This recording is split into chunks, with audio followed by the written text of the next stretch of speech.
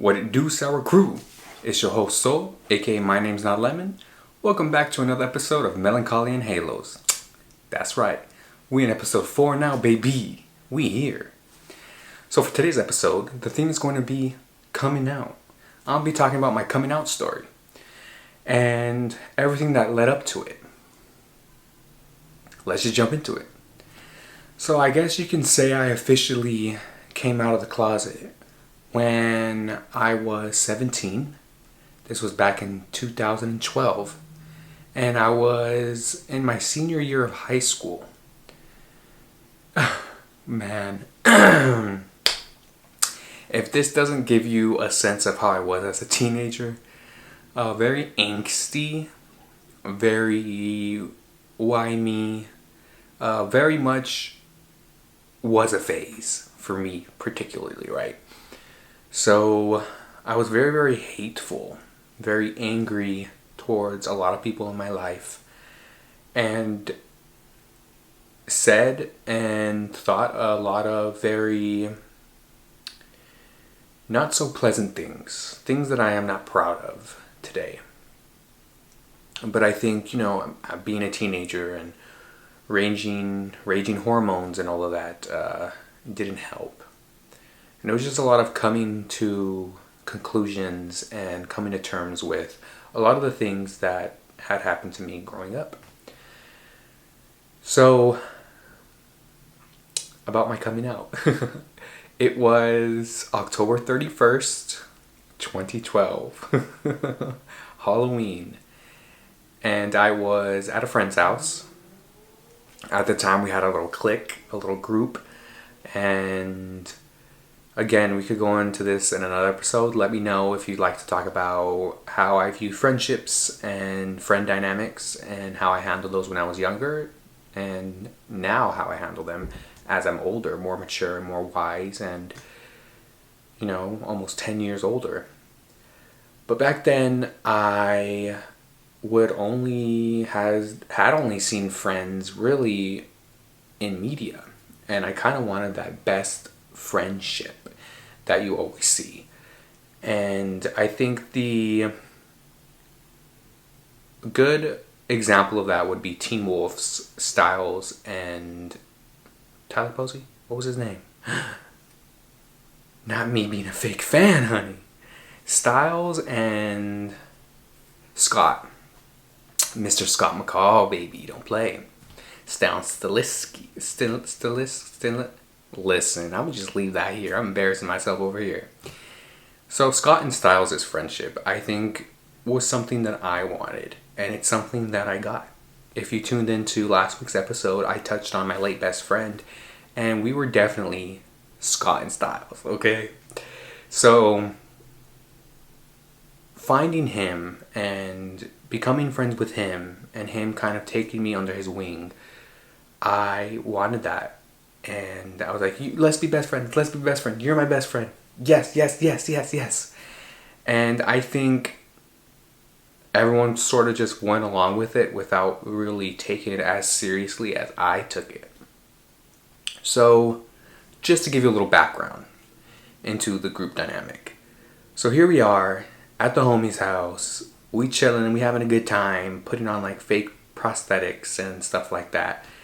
And my mom calls. At the time, my mom wasn't living anywhere near us. And she's like, trying to have a conversation with me. And, I'm kind of like over it. In terms of family, during my youth, I longed for them for so long. By the time they were ready to have a connection, I didn't want it. And sucks that they try to have a connection with me once I was already 17, 18. So already going into young adulthood and leaving the teenage years behind and able to understand a lot of concepts. And I don't think I was young enough to have a moldable mind where I can accept things for how they were and move on. My mind already started to cement and ideas already started to form and solidify. And so it became more difficult for me to be more open-minded in terms of acceptance and forgiveness. So she calls and I'm, hello? Yes. Love you too. You know, that kind of shit. And so this phone call was like any other phone call. She calls, how are you doing? This and that, you know, and then she asks about a girlfriend. You know, do you have a girlfriend yet? Like, knowing damn well she already had talked about me being gay and like she thinks I am and all this kind of shit, right? So I just straight up was like, I'm gay, mom. Oh my gosh, I'm covering my face right now. I'm so embarrassed. That was it. And she was like, oh, can I tell your grandma? Oh my gosh. So that was the first time I came out to like a family member. Told my grandma, you know, Latinas, Hispanic, you know, word got around. So the whole family knows, right? And I was like, cool. Like, I was okay with that. Like, I didn't care.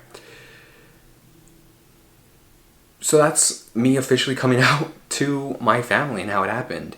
Now, in terms of coming out to my friends, like that group that I had, which if you don't have any gay people in your life, if you're not gay yourself or part of the community, friends mean a lot. Friends are the family that you pick and choose. Because a lot of us aren't accepted in our own families. It's not like that for me. I think primarily because I'm male. Being gay and male is more accepted than being female and gay. So I think in that terms I had it easier, and I think the way my family grew up and just all the circumstances that happened with my family, I just have an easier time. I also don't present as maybe super flamboyant. Maybe I am more straight passing, and that comes with a hell of a lot of privileges that some people don't have. And I do completely understand that and acknowledge that. So I think that's made my time very, very easy. So with that being said, in terms of family and acceptance, it hasn't been a problem because I've never done anything that signifies me being gay, per se. They just know I am. Never had a boyfriend. Don't bring any guys over, you know. So, as of currently, everything is fine. I just recently started dating. So, we can touch on that topic another time. But, even like going back to my story back then, everything was kind of fine. So, maybe I just never had any fears about coming out or accepting myself, or who, if you hear noise, I apologize. They're working on the apartment, construction and stuff. I thought Saturday would be the day. I have the house myself, finally, and I really did. Sorry, dude, I go off on tangents, I apologize. So, I was really nervous about coming out to this group of friends, especially to my homie Kitty, right? Mr. Scott. But I did it, and I did it all over text. I'm really comfortable over text. I can really formulate my thoughts. As you see while talking in like more in-person format, I get lost. I go off on tangents. It's a disaster. So with this, I just kind of told them, I think I came out as bisexual at first. I think a lot of people who aren't bisexual come out as bisexual because it's a little bit easier to accept. Not my phone going off, honey. Oh my god. Putting that on silent. Oh my god. D! You fucking shit up for me. So I have a friend date today. So that's when my phone's out right now because we trying to figure out what we're gonna do. So I'm being real spoiled right now. We can talk about that another time.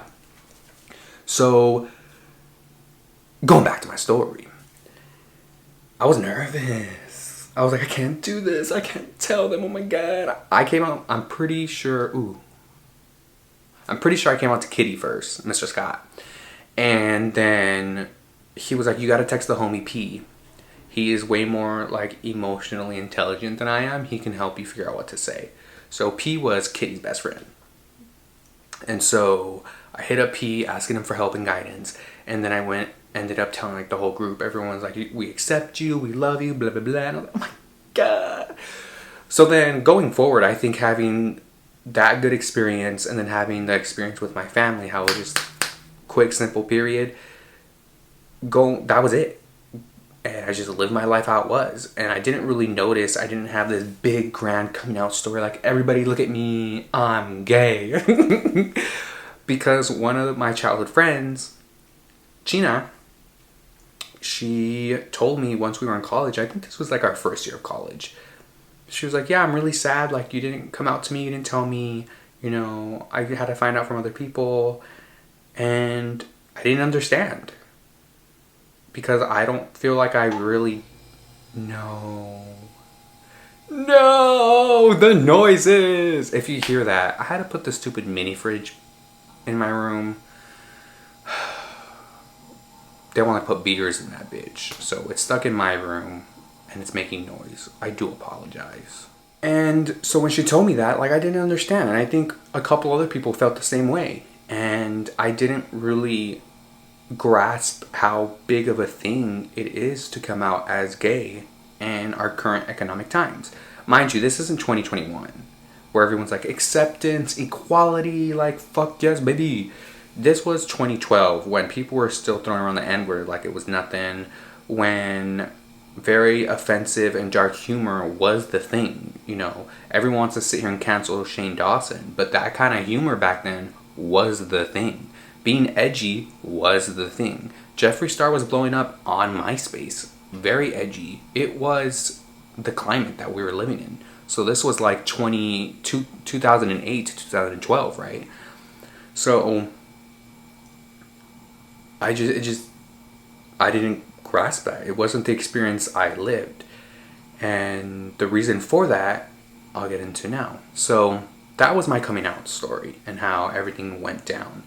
And moving forward, you know, from graduating high school onwards, never did it again. Anytime someone, I don't even think anybody would really ask. Just kind of like, it is what it is. Maybe I kind of brought it up in passing that, oh, he's cute, or oh, like this and that, or made a joke about me being gay, like, oh, I'm good at fashion because I'm gay. Those fucking stupid ass stereotypes, right? But when I'm with people that I'm comfortable with, I'll joke around like that. Not because I know I'm not going to be taken seriously, right? So, backtrack a little bit for my high school experience. I didn't understand that I was in a deep state of depression, probably sometime during middle school, all through high school. So what happened was my emotions were very muted, very diluted. I'm not sure what the technical term for it would be, but I didn't actually start feeling and experiencing a lot of emotions until I made that friend group, primarily Kitty, in 2012. So this was late 2012 and 2013, where Kitty really was like, I don't know how he knew, I don't know how it happened. He is truly God sent, and I will always think that. But he really was like, we got to take you out of the house, we got to introduce you to people, we got to introduce you to social settings. And without him, I have no idea where I would be right now, because he really did introduce me to society and to life at a very good age and good start. So I could never thank him enough for that. But I didn't have him throughout high school, so I kind of just floated around and I didn't really think about anything. And even now, while I'm talking to the camera, talking to you, when I have these conversations, when I speak, there's nothing really going on in my head. Like, no thoughts, nothing formulating. Like, as of right now, I'm feeling very comfortable and very in my element. So the thoughts are kind of there when I'm talking, but usually they're not. The past couple of episodes, I'm completely blank. That's why I like texting so much, because when I'm texting, I have my inner voice and everything is so clear and concise. When I'm talking out loud like this, nothing's there. I'm kind of going on autopilot here. Like, I'm just kind of spewing information without it processing in my head. So that was me in high school. I just floated by and I just went and I did. So I didn't really get bullied for being gay, though I wasn't out. I didn't truly understand what it was. I only had a couple of experiences from select people, the same people. And one of them was actually good friends with my best friend at the time. Her name is E, and his name is O.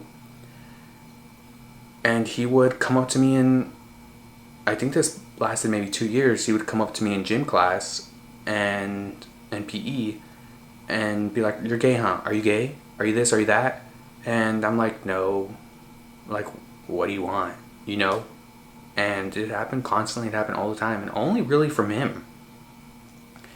And I had maybe a few people come up to me, and this is one of the things I never truly understood, was because I kind of just floated around and kept to myself. I never truly grasped how random people would come up to me in school and know who I was, know me by name, and ask me stuff. I wasn't popular. I never did anything to stand out. So that kind of confused me. But I always, looking back, not at the time that it happened, but looking back, I kind of figured maybe because they're like, "Are you gay?" Like, ooh, like, la la la. So that's kind of my experiences with it. And I think it was my senior year, before I even came out to my group of friends and to my family, where I had these two twins ask me, "Are you gay?" And straight up, without even blinking, "Yeah." "Oh, you are?" "Yeah, I'm pretty sure." "Hey, are you bisexual?" "Yeah." I just, sure, yeah, It was that kind of acceptance. And I don't know where that acceptance came from or what brought it about, but it was there. And I do know that I was also in a deep state of denial, which is why I didn't really truly grasp and understand what being gay was, because I remember constantly, maybe every day, every other day, praying in the shower just to be normal. I didn't really know what was going on with me, but I just want to be normal. And I'm not a religious person. I was raised in a Catholic Christian environment. I believe in God and angels. I'm extremely spiritual, just not religious. Always have been. So I have a very, very good relationship with God and spirituality, and I believe personally that I'm extremely spoiled. I'm not too sure if it's the same case for everyone, if everyone could use spirituality the same way that I do, but I will ask and I will receive. And because I have abandonment issues and mommy and daddy issues, I kind of look to God as like a father figure, not as a father figure. So I'm like, "Father, Father this, Father that, Father," and I'm fucking spoiled. Give it to me. I want it. A little embarrassed to say that, and I get it. And I think that's why I'm so spoiled. Ever since I was little, and I think this is where it really cemented, is I would be playing video games. I'm really bad at video games. If you know me, I'm really bad at video games. My favorite games to play are very passive games. And every time I was stuck in a level, I would pray, "Please let me pass." What would happen right after that? I would pass. So I took that with me even until now, and every time I pray, I know something will come out of it. And if nothing does, it's not something that should be changed, fixed, or it's not something that I should worry about. I never turned straight. I never was interested in women from, puberty onwards. It was just men. So I took that as this was not something that needed to be corrected, and there wasn't anything wrong with me. So, that was my high school experience. And I wanted to ask anyone watching this what your coming out story was, and how did it go for you? And if you haven't came out yet, what would you like to say? So, of course, if you're not out yet, you don't want to be public, you can write in the YouTube comments if you're watching this video on YouTube, and in an anonymous account.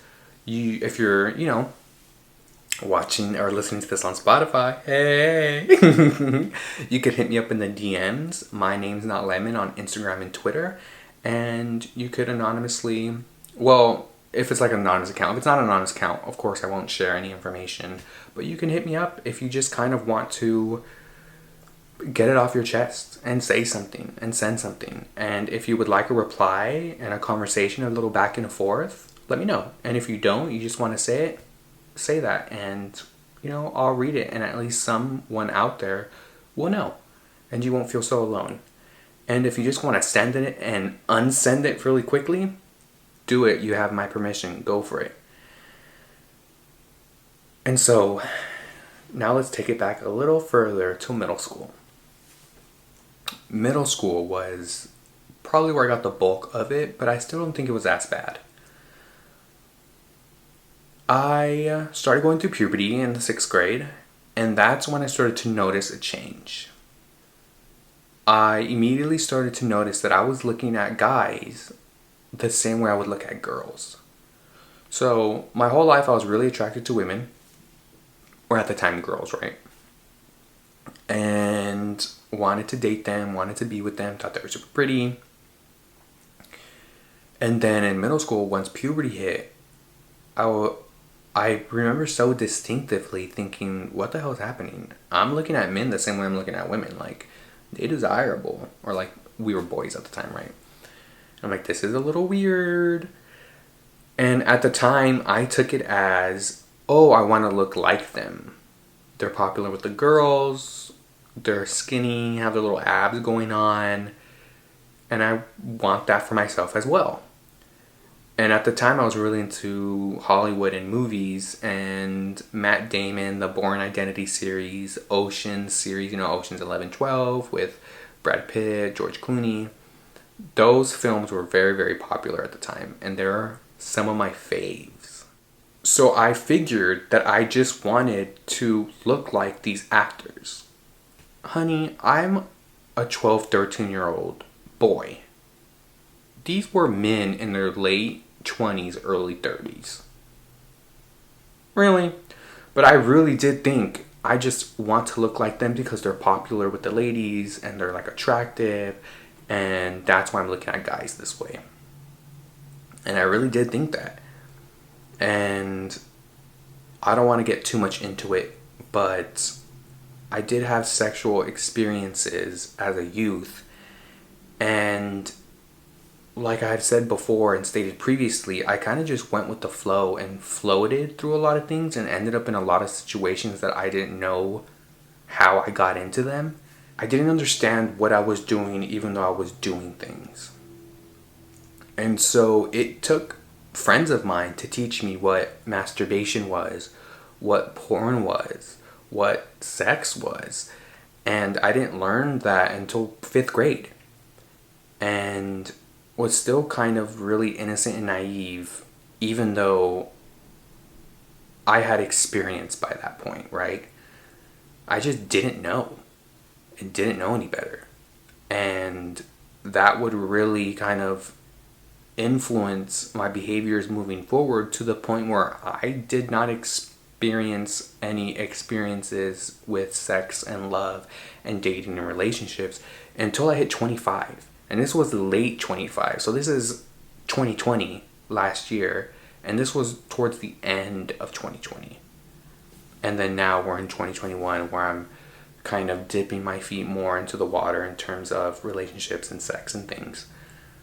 But because of what had happened when I was younger, it kind of scared me a little bit, made me feel maybe a little bit guilty once I started getting older. I still didn't truly understand what was going on and what was happening, but I knew it wasn't something I was supposed to be dabbling in. And also, I always allow myself to be taken down. Meaning I say no, and then someone pushes and pushes and pushes and pushes and pushes, and they push until that no becomes a yes. And that's always been something that I've struggled with my entire life. I'll confidently say no, and then it'll be taken down to a no, I don't know, maybe, okay. And I even experienced something like that yesterday. And I don't know if I don't know. I still don't truly understand it. If it was an actual confident no, or if it was always just a maybe, I don't know. I do second guess myself a lot in those situations, but I never really think about it until after the fact, right? And I have an experience with RAPE, and it was the same situation. My no wasn't taken seriously. Nope. So, off top, the tangents, they happened. Back to my middle school story. So I really did think I just wanted to look like these boys and these men, and to be good looking and popular with the ladies, right?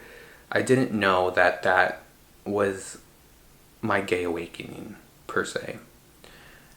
And there it was. Another O. Do I have a problem with guys with O's? Another O making fun of me, calling me gay. And I did not even know what gay was in middle school. Funny enough, I had a class with him in college, and we were in a group together. Hey, oh, he had a lot of acne. Not that that matters or anything. Just must have been a struggle. Shouldn't have been talking all that shit to me when I was little. He was like 2 years older than I was too, bitch. Anyways. Hope you're good and humble and for equality now, fucker. But I didn't really have that much issue with people making fun of me as well. Maybe here and there. There was a guy I had a class with in yearbook class. His name was Jay. He had a younger brother who was in the same grade as me. He would kind of make fun of me. Oh, his name is C. Sorry, it's the mini fridge again, if you hear that. And so I had like a few experiences here and there with people asking me if I were gay or teasing me for being gay, even though I didn't really know what that meant. And all my friends were girls.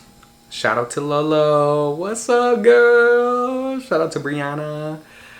The homegirls. I still have such fond memories of them, and they hold such... They're like in my heart forever. I hope they're doing well.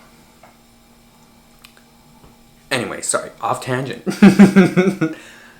So my middle school experience wasn't that bad. I did have an experience when I wanted to dye my hair red, and I did it. Oh, I was gonna say I did it with Kool-Aid, but I didn't do it with Kool-Aid. And it came out pink. And then I went to school because I was like, fuck it came out pink. And the principal called me out of class to ask me if everything was okay. Shout out to Miss Peterson.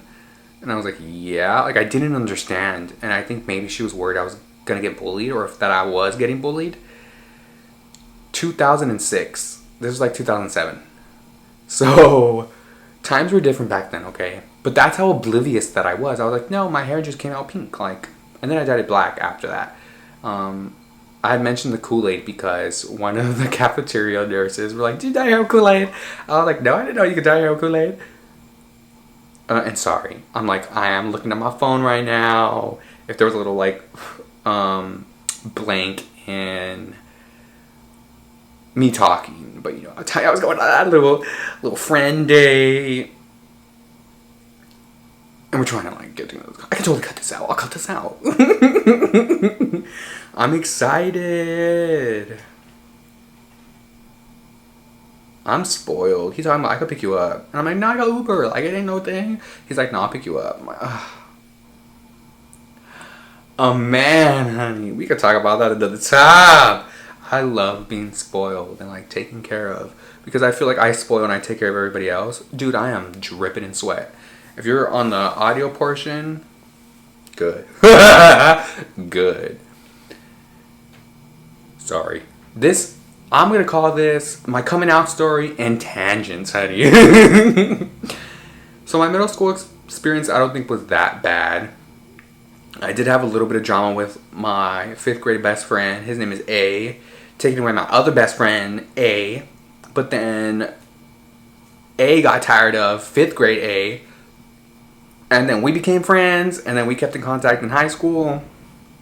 But then we kind of grew apart. We still follow each other on like the gram and stuff. He done came out too. And we bad bitches. We bad.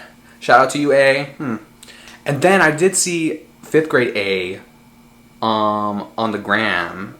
It was just, I think, his icon photo. He just kind of popped up somewhere. And I'm like, what the fuck? Like, this is A. Like, damn, that's crazy. But it was just like his little icon photo. And he was ripped. I think he ripped because he's short. But he ripped. I think he ended up apologizing later on too, like 8th grade and stuff, and we cool now. But shout out to you. I think you're looking hot. Shout out to you, 5th grade A. So middle school was weird. I didn't really understand a lot. And then in high school, I think I started understanding, but I was in denial, and then it just finally hit acceptance. And then from then on out, it was just like I'm living my life, you know? But if I take it back, and when I mean take it back, I'm taking it back to my childhood. I think I could kind of be like, I liked men. But I think I was just raised in a society to like women that it was just normal and that's just what I liked. But since there was no kind of, I don't know, testosterone hormones or anything going on sexually because I was a child, I never was like, ooh, man, does that make sense? And it didn't hit until middle school when puberty hit, because that's when, you know, you start getting sexual urges and like it's time to reproduce. And so my body was like, you're going to reproduce, but you're going to do it with a man. So I was like super attractive to men, and I really liked a lot of men. Johnny Knoxville back in the Jackass days when it was starting out. Johnny, honey. I was in love. I really had a thing for like punks because my uncle, who I adored, I thought he was so fucking cool that he was super into that kind of stuff. So I was super into that kind of stuff. And Johnny Knoxville kind of had that kind of style, kind of like that skaterish, punkish style that I still emulate to this day and I still really like.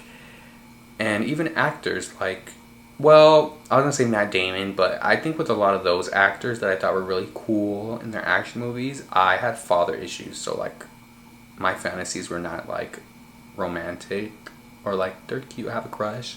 They're more like, be my dad because you're cool. But looking back, I think I can definitely see a lot of male figures that I had looked up to for one way or another. I think I was attracted to them, but I just didn't understand that at the time. So it is really crazy to look back and to analyze that and be like, holy shit. And I do that with a lot of things, like my anxiety, going off on another tangent, because looking back, I can be like, yeah, I had anxiety as a child. Like, I was really, really, really anxious. And those things that I was anxious about as a child, I still have them till this day. And when I went to the doctors, like, last week, which I was trying to get a doctor's appointment for a good year. Welcome to America. She had asked me if I had any like mental illnesses, and I said depression and anxiety. And she's like, for how long? And I said depression probably started around middle school, but anxiety like my whole life. And she's like, no. What the fuck do you mean? No. Bitch? Are you living my motherfucking life? Can kids not have motherfucking anxiety? Dumb, stupid bitch. I done mentioned this last episode that we can have a motherfucking conversation about what the fuck went on in that doctor's appointment. Because I was not happy. And I'm still not motherfucking happy. But I'm fucking biting my tongue and I'm sitting through this shit because I've been waiting for this motherfucking appointment for a year. I've been trying to get insurance for months. And I finally fucking got through and I just want my motherfucking health checked. Because I'm not okay right now. I just got another text. I guess you got a text message from my future boo. Don't tell him. He ain't gonna watch this. He said, I'm gonna take a quick nap. Sounds good, BB. I'm still filming. What the fuck? Is that my cat outside? Cat, are you okay? We gonna ignore that. Damn, I got real riled up about this doctor. What was I saying? Yeah, you could really take a look back, or I really take a look back, and I can notice a lot of things. And one of the things, well, this isn't about anxiety, so I'm just going to skip over that. So I think I had this conversation with a couple of my friends, and I was like, yeah, I think it's genetic, like being gay is genetic, it's just a possibility. And they're like, it's not genetic, it's a possibility. And I'm like, well, yeah, it's genetic. They're like, no, it's not genetic, it's a possibility. You're gay because it is. Lord, when I tell you I was fighting them and I was getting really aggressive, let me tell you. Because I need something to make sense. Like, why am I gay? Why am I this way? Why? Because it's a possibility. I do understand that, but scientifically, why? I want a language that I can understand, right? Not just a possibility. I want to know why. And it is just a possibility. Like, I think as a species, as we evolve, the possibility is there for a man to like a man, for a woman to like a woman, for a man to like both, for a woman to like both, for someone to be born in a man's body but know they're a woman, and vice versa, right? It's just the possibility is there for a species as intellectual as our own. And I do honestly believe that. But if we just want to try to find a type of theory or a hypothesis, that I do believe it is genetic, right? There has to be something that makes us gay and straight and non-binary and able to like love everyone. Like, I'm telling you right now, if we were able to love everybody, wouldn't that be a thing? Wouldn't that be a thing? Because I'm trying to think, like, if I don't know, it just doesn't make sense that, people could choose. Because if we could choose, wouldn't I be with women? That's what I was brought up as. That's what I was raised as. That's what I thought I liked. And then puberty hit, and all of a sudden I'm liking men. And you're going to tell me I chose. Chose to be hated. Chose to be hunted. Chose to be in fear of my life all the fucking time. Scared to go out to clubs because I'm going to get shot up. Scared to go on dates because I'm going to get raped, or I'm going to get jumped, or I'm going to get killed and murdered. Like, I know women have to go through these same fears, but specifically I'm talking about being gay, right? Why would you choose to go through a harder life and experience? And so I when people say that, I kind of think, are you bisexual? Or, like, do you have the option to choose between men and women and you choose women? Because I don't. And I think a lot of people don't. I know a lot of straight men that are just not interested in men and could not get it up for a man and just do not find it appealing to be with a man. Just like I do not find it appealing to be with a woman. Right? So, crazy. All those thoughts go into like thinking about what it is to be gay and who I am, what I am. And at the end of the day, I think that with all of my experiences and how I was raised, how I was brought up, how my coming out story played out, how it went down, and how outside forces affected and played a role in my experience and my coming out, I believe that this kind of thing that I do with floating, I don't know if it's a type of disassociation, but I think it has protected me my entire life. And only recently am I letting that go, letting that disassociation go. I'm allowing myself to really experience things for how they actually are in reality, and not taking my emotions and my thoughts out of the equation, and allowing myself that comfort. So with my RAPE experience, I justified a lot of it. You hear that? Construction. I justified a lot of my experiences with it. And I think it's because I don't want to be hurt. And now that I'm older and wiser and able to understand more, I'm allowing myself to hurt, so that way they don't happen again. Because they do happen again. And those patterns and experiences do repeat themselves. So the only thing you can do to truly protect yourself is to learn from them, to accept them, to know that they happened, and try your best to heal and move on. I can't change the experiences I went through as a child. I can't change the experiences I went through recently, but I can learn from them and really look at them for what they were and what happened, and recognize the signs, do not make excuses, and know when to fucking get the fuck out of that situation to protect yourself.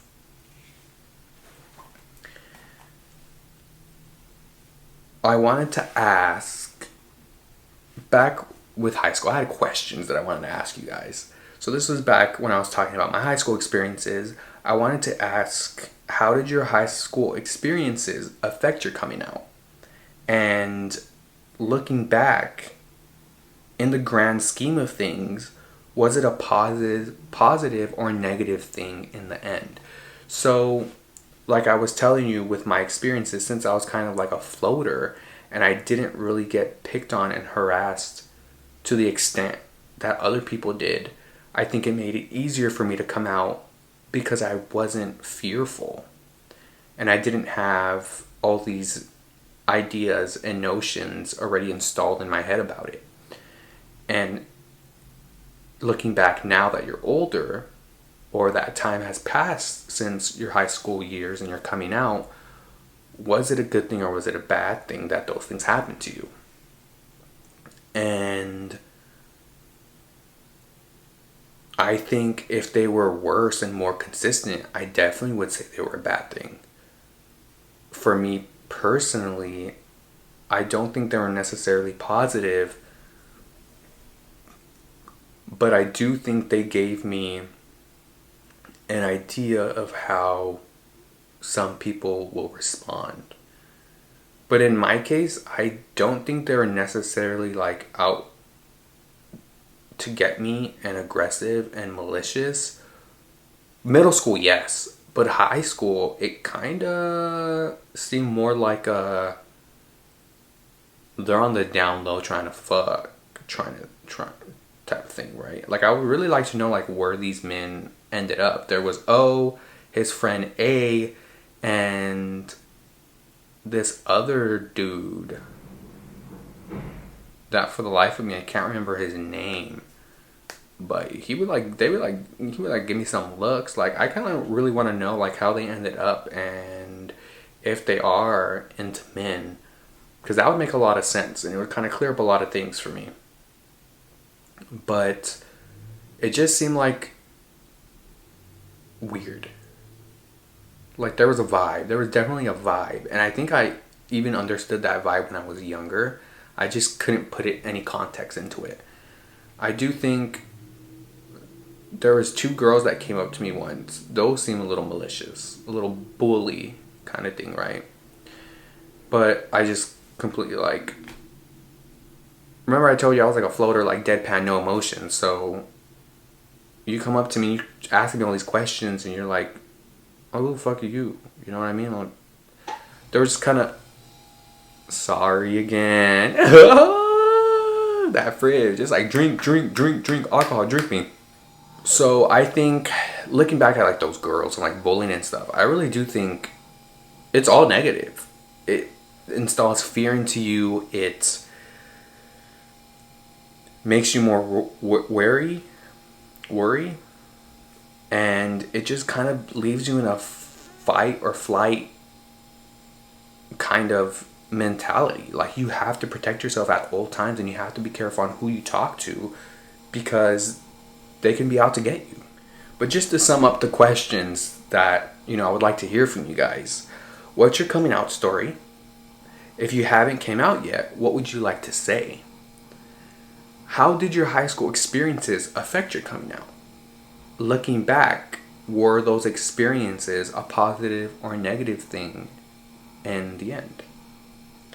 And in your childhood, can you look back at certain moments, experiences, or times and be like, yeah, like, I think this was me expressing myself as a gay person, like having gay feelings? I would really like to hear from you guys. Please let me know in the comment section below. Hit me up on my social medias. My name's not Lemon on Instagram and Twitter. And have a conversation with me. Let's talk about this. And I hope that anyone watching this and that is part of the community has a safe space. And if you don't, I will definitely be a safe space for you. I don't want you to feel alone, and I definitely don't want you to feel like you have to do things on your own. That there are definitely people out there that have gone through similar experiences as you, or at the very least, that will hear you out, so you don't have to hold everything in. And if you are an ally, if you have gay people that you love around you, how do you feel about, or how do you go about supporting your gay friends, family, the people you love? How do you show your support? How do you let them know that they have your back? And is it embarrassing, or do you get shy or flustered when talking about gay topics, gay issues, whether that be politics or sex or experiences that your friends have had? When they want to come to you and talk about these things, how do you respond? And if you feel like you do not, or you're unable to give them what you want to give them in terms of your time or advice or support, what would you like to change? And how would you like to go about changing that? Like, how would you like them to feel? I'd really like to know. And with that, we're going to end episode 4. Woo! Thank you guys for tuning in to Melancholia and Halos. This is your host, Soul, aka My Name's Not Lemon. Shout out to my sour crew. Thank you for sticking around with me and showing me support, hitting me up through text or DMs, letting me know that you watched the episode, or watched the episodes or a couple episodes, and letting me know what you think about it. I really do appreciate your just support. It does mean so much to me to know that I am being heard, and that the passions that I am finally pursuing are being supported by the people that I love and care about. It means a lot, and I truly do appreciate it. And with that, I'll see you next week. Later, sour crew. Whoopah!